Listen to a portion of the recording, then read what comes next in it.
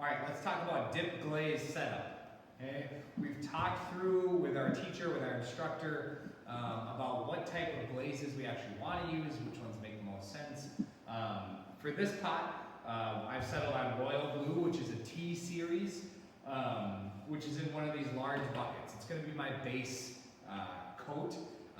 Usually the base layer, base coats are either the T series, G series, or M series. They're in these large buckets, okay? When you go back into the middle storeroom, you'll see some smaller buckets, and those are the R series, okay? So first layer, I know it's going to be royal blue, the T series. I know to find that in a large bucket, okay? So I grab that out. I need some other tools to help me dip glaze, okay? The first one will be a very, very large whisk, okay? These are hanging up by the table scrapers over by the wedging counter. I have one of those. I have a large rubber scraper, which is found in a little bin right above those whisks, labeled rubber scrapers.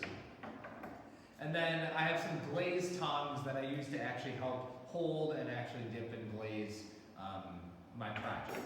Okay? A couple of other things, I have a small cup of water with a sponge. That's going to help me wipe off any excess glaze that I might get somewhere, I might get on the places where I've waxed. I have my project, and then I have a board to put my project on. Right now I have it on a banding wheel as well, but the board is very key to help transport it back to the kiln room or back to my cutout. Okay? So I have all my supplies. What I'm going to do is I'm going to open up that glaze, and first I like to take the whisk, and I like to actually go through and start to actually whisk up and mix this glaze. This glaze hasn't been used in a while, so it's going to be a little bit more stiff. You might get lucky, or you might be sitting at a table that somebody else is working on your glaze. What I'll say about that, and you might say, hey, it's mixed up.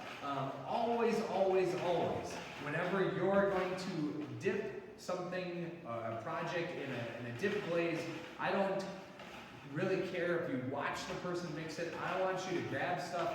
I want you to mix it again to make sure that it's actually mixed properly so that everything's going to turn out. Okay? The worst thing is when these glazes aren't fully mixed, they just don't turn out. Okay? And so you really want to make sure that you can assure yourself that your project is going to turn out and going to work with these glazes. Okay? So you can see I was actually mixing that hard. It's not just kind of a small little soft whisk. I'm actually going side to side. I'm putting my whole body weight into it as I mix it up. I did it with the whisk. Next I'm going to take this rubber scraper, and there's this little point that I like to dig right in the edges of this bucket. And I'm going to go down, and what I'm really trying to do is scrape the sides, scrape the corners, scrape the bottoms to make sure that all that sediment in this glaze gets brought up and actually mixed in with the liquid. Okay, so I'm there. What this is good is then once I've done that, I can take this out and I can kind of look and see if there's any clumps or buildup, and if there is, that means I need to stir it and mix it a little bit more. Okay, I can see with this one, I did a pretty good job where I know that this whole thing is mixed up pretty well, and I don't have any kind of that loose sediment. So I'm ready to actually dip my project in this glaze.